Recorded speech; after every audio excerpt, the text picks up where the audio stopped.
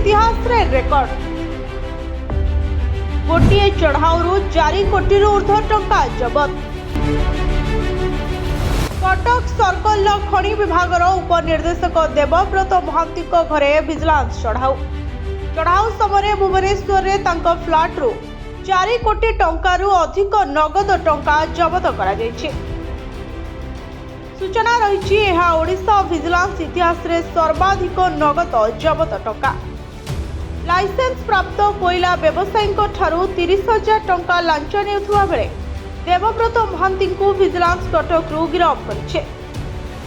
एहा परे ओडिशा विजिलेंस तांकर भुवनेश्वर पटिया श्री विहार स्थित नेचर्स क्रेस्ट अपार्टमेंट रो फ्लैट नंबर 302 सहित भद्रक जिला मठसाही स्थित पैतृक घर एवं कटक रे तांको कार्यालय कक्ष रे एककालीन चढ़ाऊ आरंभ करितला।